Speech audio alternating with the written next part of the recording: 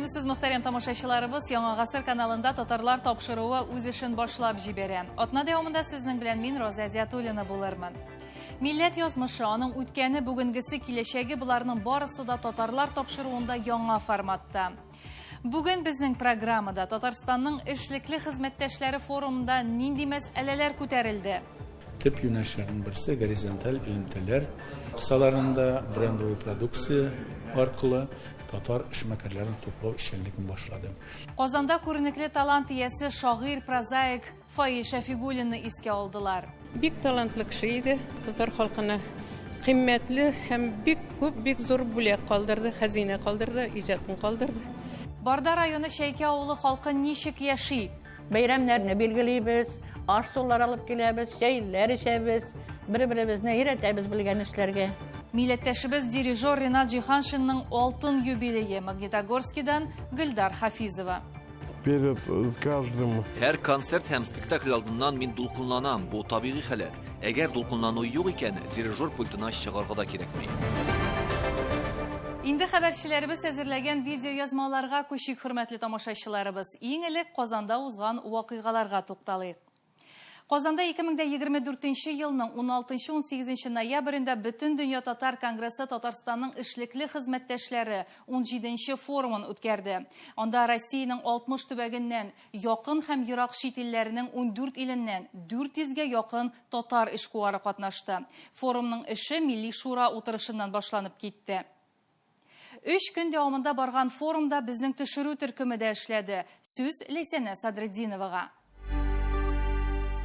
Төбәкләрдә һәм чит илләрдә татар хәрәкәтендә булган бер-берсенең уңай тәҗрибәсе белән уртаклашу өчен, элемтәләрне булдырыр өчен, эш алымнарын аңлату өчен без аларны менә монда Дөнья татар конгрессы тарафыннан туплыйбыз.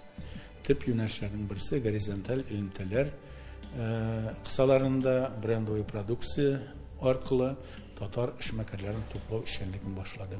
Бүгенге көндә 7 юнәлеш, аларның 7се буенча да фильмнар эшләнелде. Бөтен дөнья татар конгрессы ел сайын Казанда Татарстан Республикасының эшлекле хезмәттәшләре форумын уздыра. Быел ул инде 17нче тапкыр уза. Инде форум алдыннан һәрвакыттагыча Милли шура утырышы. Монда безнең милләттәшләребез кара-каршы утырып үз тәкъдимнәрен кертә алалар.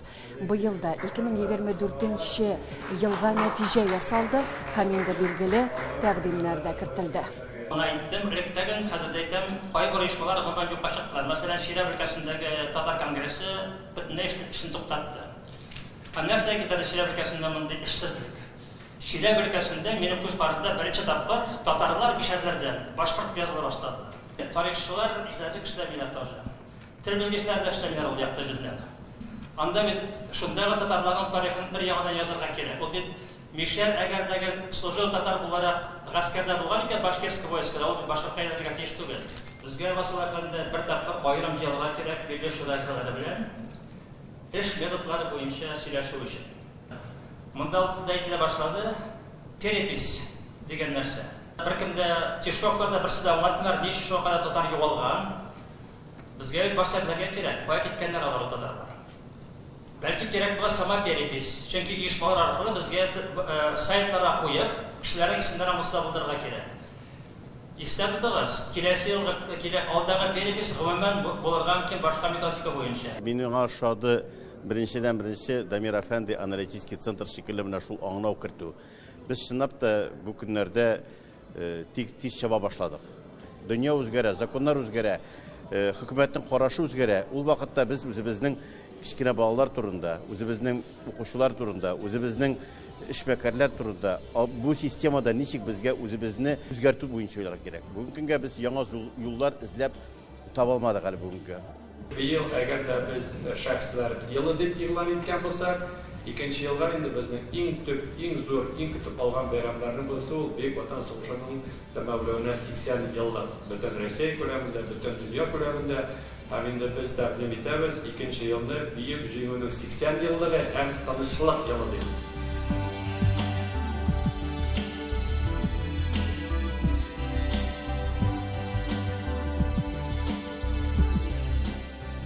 Татарстанның эшлекле хезмәттәшләре форумының гамәли ягы ул Татарстанның икътисади яктан инде бүгенге көндә үсештә булган, өлгергән һәм айрым сәнәгать майданчыкларын булдырган җирлекләргә алып барабыз. Менә бүгенге көндә Менделеевск шәһәре ул яктан инде алдынгылар рәтендә шактый зур үзгәрешләр, мөмкинчелекләр һәм андагы ширкәтләргә бәйле.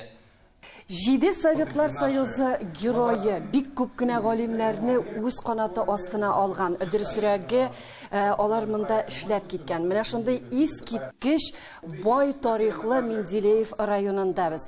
Инде менә шушы бай тарихны, гомумән шушы шәхесләр турында сөйләнгән стенд нәкъ химия технология лицейында урнашкан. Бүгенге көндә безнең география бик киң, ерак көнчыгыштан Калининградка хәтле һәм 15 чит илдән без Татарстанның эшлек хезмәттәшләре булырдай татар эшмәкәрләрен тупладык. Ул бүгенге көндә ул бердән-бер майданчык. Аларны туплый торган, монда инде әлбәттә урта һәм эре бизнес вәкилләре турында сүз алып барыла. Казанда 17-нче Татарстанның эшлекле хезмәттәшләре форумы үз эшен дәвам итә. Бүген 3нче көн, иң мөһим көн, пленар утырыш.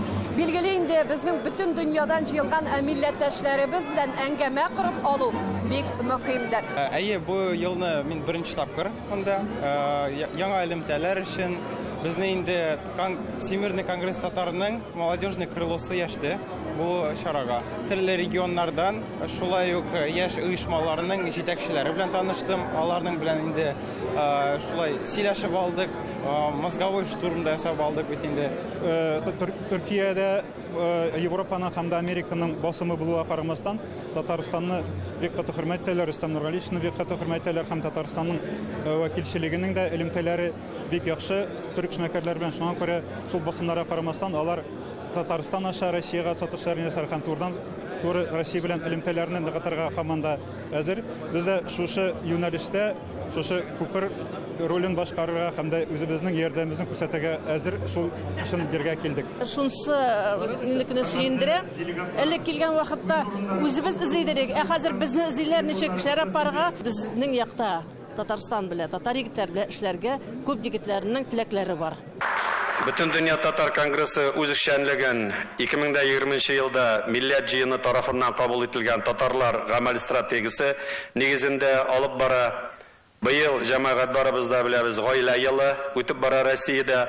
Шуңа күрә стратегиядә әйтелгәнчә гаилә кыйммәтләрен саклау һәм ныгыту, гадәти гаилә кыйммәтләренә иярүгә юнәлде. 2024 ел шәхесләр елы нәтиҗәсендә без татар халкының улуг тарихын, бөек шәхесләрен дөньяга таныта алдык.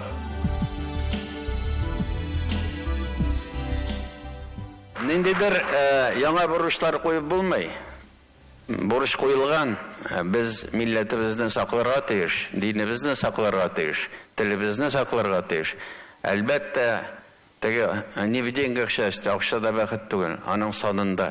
Шуңа күрә сездән бизнесларыгыз уңай булсын. Шул уңай бизнестан ниндер өлешен, бер өлешен мәчеткә, бер өлешен нигә, бер өлешен игә. Менә шулай итеп, киләчәктә дә матур итеп эшләргә насип булсын. Ходай Тәгалә ярдәм күрсәтсен сезгә. 17-нче Татарстанның эшлекле хезмәттәшләре форумын тулырак сез халкы минем тапшыруында карый алачаксыз. Ләйсәнә Садретдинова, Владимир Гурьянов, Наил Абдуллин, Татарлар, Менделеев районы, Казан, Татарстан Республикасы. Әлеге форум һичшиксез нәтиҗәле булыр дип ышанып калабыз, ә без исә дәвам итәбез. Кәрим Тинчурин театрында күренекле татар шагыйре, драматург һәм публицист Фаил Шәфигуллин туына 85 ел тулу уңайыннан яшьлегем тугае дип исемләнгән искә алу кичәсе узды. Әлеге чараны Татарстан язучылар берлеге оештырды, ә театр мәйданчык буларак хезмәт итте. Күркәм чарада Фаил Шәфигуллинның тормыш юлына багышланган спектакль дә әзерләнгән. Бәйрәмдә күренекле шәхесләр, язучылар, шулай ук хатыны шагыйрә Эльмира Шәрифуллина да бар иде. Әлеге иҗат кичәсеннән Айнур Җамалетдинов видеоязмасы. Аның әсәрләре искермәгән әле дә. Һәм киләчәктә дә искермәячәк. Чөнки кеше үзгәрмәй бит ул. Фаил Шәфигуллин шуны белеп, кешенең бөтен холык-фигылен белеп иҗат иткән. Шуңа күрә Her zamanda da Fail Şafigullin'in okuyacaklar Tatar milleti isen bulganda. Фаил Шәфигуллин татар әдәбиятының күренекле шагыйре һәм прозаигы. Ул Казан утлары һәм Шаян журналында әдәби хезмәткәр булып эшләгән. Аның шигырьләре һәм прозасы татар халкының рухи дөньясын, юмор сатиры һәм балалар прозасын үстерүгә зур өлеш кертә. 1982 елда ул фаҗигале рәвештә вафат була. Ләкин шуңа да карамастан, аның иҗаты бүген дә әдәбиятыбызның алтын хәзинәсе булып яши. Ular oldimdan ertaga o'lasiz degan kunni da men sizga hali 80 ming yoqtiliq yilina ketam dedi.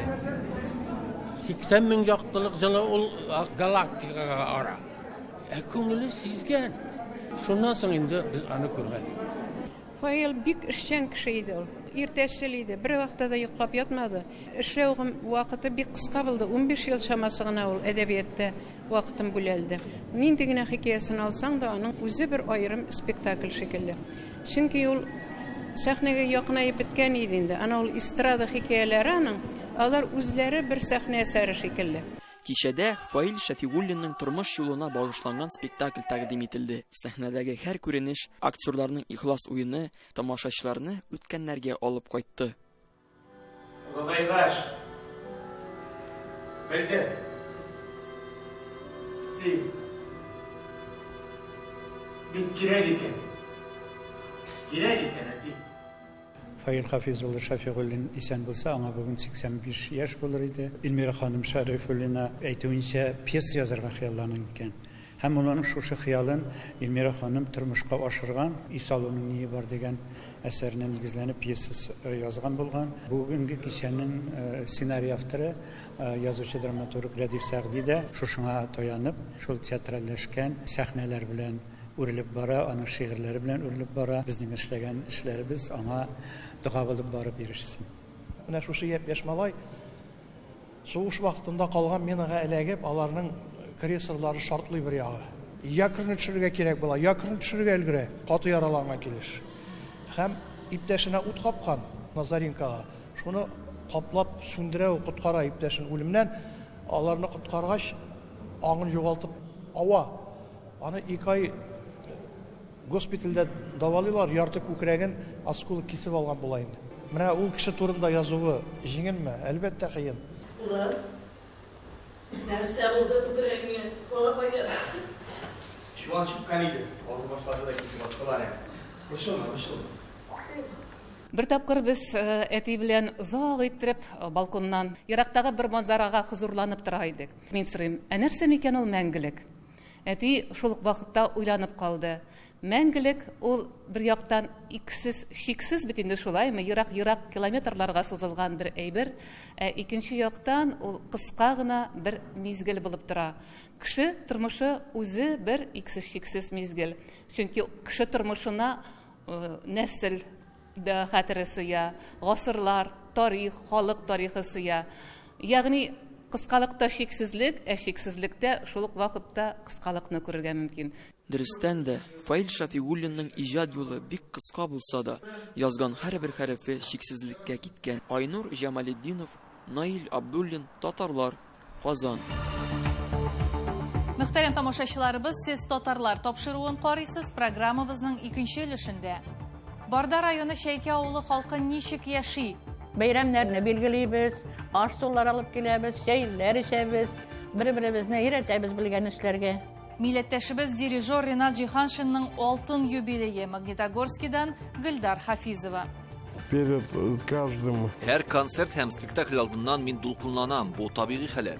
Әгәр дулкынлану юк икән, дирижер пультына чыгарга да кирәкми. Күп кенә авылларда мәдәният йорты саланың мәдәният үзәге булып тора. Пермь крае Шәйке авылы мәдәният йорты да шундыйлардан. Биргә көн сайын яшьләр генә түгел, авылның бар халкы җыела дисәк тә ялгыш булмас. Кемдер үз хыялларын, сәләтләрен тормышка ашыра, кемдер көннән файдалы үткәрә. Иң төп мәсьәлә ана телебезне саклау һәм үстерү. Мәдәният йорты әлеге юнәлештә нинди эшчәнлек алып бара? Хәзер белербез. Пермь крайы Уин районы Шәйкә татар авылының мәдәният йорты узган гасырның 69-нчы елында төзелә. Күптән көтелгән капиталь ремонт биредә 2018 елда башкарыла. Бинасы шул ук калса да, эчке яктан ясалган евроремонт бүлмәләрне бизәп җибәрә. Фойе иркенләшә һәм яктыра, китапханә уңайлаша, концерт залы тагын да матурлана. Хәзер зур сәхнә һәм 200 кешелек тамашачы залның буш калган вакытлары бик сирәк. Бүген дә биредә репетиция бара.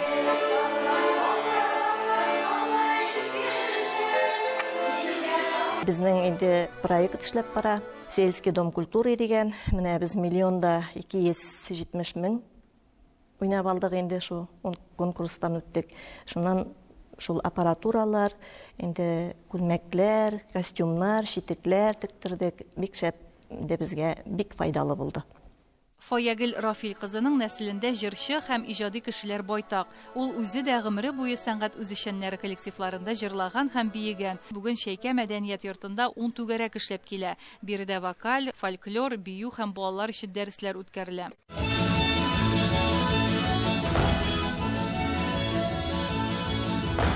Шәйкә ансамбльләре аккомпаниаторларының берсе җирле мәчетнең имам-хатибы Насих Сабирҗанов. Дин юлына басканчы ул 35 ел Шәйкә клубында хезмәт иткән. Репертуарында Шәйкә татарларының традицион көйләре.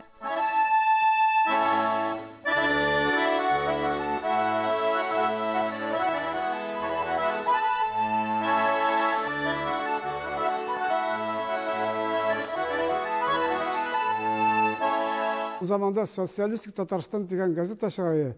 Мине картан әнинеке инде ул. Шунда басып чыгардылар. Шунда шундай мине картан җырчы, шундай комышлы үзе җырчы да шундай. Аңа өйрәнеп калган кейинде мине. Шәйкәнең кул эшләре осталары күп еллар дәвамында китапханәдә җыелган. Клубтагы ремонт нәтиҗәсендә аларга аерым урын бирелгән. Бирдә алар очрашып, аралашып кына калмый, күргәзмәләр дә үткәрә. Быел дәресләре бәйләгән ая киемнәренә багышланган. Инде бар туганнар һәм якыннарыбызга да бүләк иттек дип көлә хатын-кызлар. Яңа сезонда кул эшләре осталары букча һәм баш киемнәрен бәйләү техникасын үзләштерергә ниятли. Җитәкчеләре Рушания Фатавыева да элек кулларында өнә һәм җеп тотмаганнар да бәйли башлый. Общаться итәбез, туган көннәрне билгеләп китәбез, бәйрәмнәрне билгелибез, аш-сулар алып киләбез, чәйләр эчәбез. Бер-беребезне өйрәтәбез белгән эшләргә. Клубның үзешчән артистлары күп тапкыр край һәм муниципаль дәрәҗәдәге бәйгеләрдә җиңүче һәм дипломант исеменә лаек булганнар. Шәйкә авылында гомер итүчеләр бу уңышларда тукталып калмыйча, гастрольләр белән чыгыш ясар өчен транспорт сатып алу проектында да җиңәргә өмет итә. Роза Диатуллина, Альфия Габдушева, Юлия Шлентова, Татарлар, Пермь крае. Ринат Җиһаншинның исеме оркестр музыкасы дөньясында да, симфоник әсәрләр яратучылар арасында да бик билгеле. Дирижер хор коллективлары өчен музыка авторы, милләттәшебез Түбән Новгородта туып үскән. Аның Россиянең күп кенә шәһәрләрендә узган симфоник оркестр концертлары тыңлаучыларда зур тәэсир калдырды. Талантлы музыкант үзенең алтын юбилеен һәм иҗат эшчәнлегенең 25 еллыгын Магнитогорскида билгеләп үтте. Металлурглар шәһәре халкы да симфоник музыка белән ләззәтләнә алды. Маэстроның тормышы һәм иҗаты турында Гөлдар Хафизова сөйләр. Перед каждым концертом Һәр концерт һәм спектакль алдыннан мин дулкынланам. Бу табигый хәләт. Әгәр дулкынлану юк икән, дирижер пультына чыгарга да кирәкми.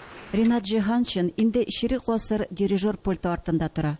Бу вакыт эчендә ул Пермь Академия опера һәм балет театрында, Түбән Новгород филармониясендә һәм театрында эшләргә өлгергән. Шулай ук Ростов-на-Дону, Казан, Йошкар-Ола, Әстерхан, Ярославль һәм Уфадагы симфоник оркестрлар белән хезмәттәшлек итә. Металлурглар шәһәренә язмыш аны 2 тапкыр алып килә. Это как военная служба. Бу хәрби хезмәт кебек, кая гына җибәрсәләр барасың. Мин 6 яшемнән Горький шәһәрендә, хәзерге Түбән Новгород каласы, малайлар капелласында катнаштым. Музыканы яхшы тоям дип, мине капеллага балалар бакчасында йөргәндә үк сайлап алдылар. Беренче сыйныфка барганчы ук ул хорда җырлый башлый.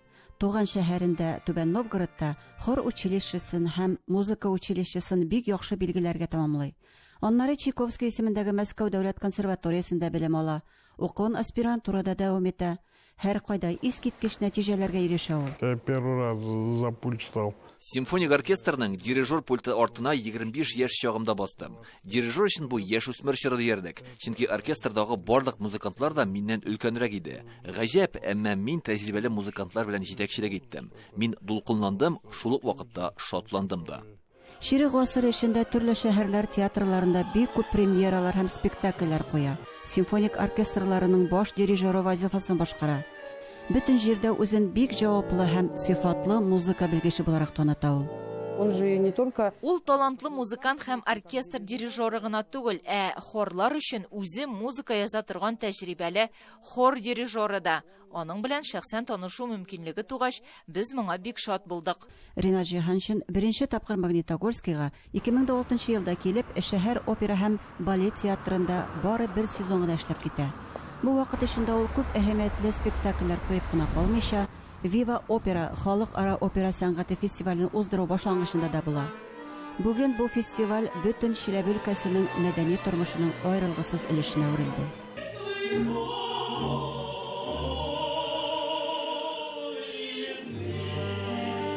От дирижера. Теләсә нинди спектакль яки концерт атмосферасын дирижер булдыра. Пульт артына баскач, ул музыкантларның фикерләрен һәм мөмкинлекләрен бер-бөтен итеп берләштерә. Җырчы сәхнәдә үзенең актерлык остасын һәм вокалын күрсәтә. Синең төп бурычың аңа беренче чиратта ярдәм итү дип әйтте миңа укытучыларым. Спектакльдә һәр вакыт көтелмәгән хәлләр килеп чыга. Барысы да шунда ук тәртипкә килсен өчен дирижер төгәл хәрәкәт итәргә тиеш. Теге яки бу актерларга өстенлек бирмичә, барлык җырчылар белән дә эшли. Уртак тел таба белә диләр Магнитогорск музыка белгечләре Ринат Җиһаншин турында. Аның дирижерлык техникасы үзенчәлекле һәм нәфис булуы белән таң калдыра. Музыка турыдан-туры аның йөрәгеннән туа кебек. Тамашачылар спектакль һәм концертлардан ял итеп, уңай хис кичерешләр белән китәләр. Премьерага әзерләнеп, еш кына йокысыз төннәр үткәрергә туры килә ди маэстро үзе. После вот таких премьер. Премьерлардан соң мин һәр вакыт хоккей яки футбол карарга тырышам. Кызыклы матчларны яратам. Мин шулай ял итәм. Ринат Рифат улының Магнитогорскида булуы консерватория өчен дә чын бүләк диләр әлеге уку йорты педагоглары.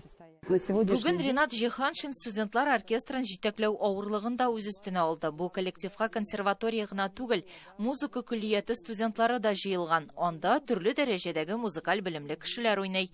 Ринат Рифат улы аларны оста берләштереп җитез булырга, чыгышлар вакытында теләсә нинди көтелмәгән хәлләргә әзер булырга өйрәтә. Останың үз студентларына куйган югары таләпләре аларның чыгышларының сыйфатында да, концерт репертуарында да чагылыш таба. Ну, то, что я... Казанышларымның барсына да Аллах ярдәмендә ирештем. Аңа чиксез рәхмәтлемен. Концертларым һәм спектакльләрем әле күп булыр дип өметләнәм. Миңа Магнитогорск бик ошый. Монда музыкага бирелгән кешеләр яши, һәм мин әлегә моннан китәргә уйламыйм. Шундый хыялым бар. 5 елдан соң Магнитогорскида яңа театр бинасы ачылачак. Бу шәһәр тормышында зур вакыйга була. Әгәр бу эшкә кагылсам, бик яхшы булыр иде.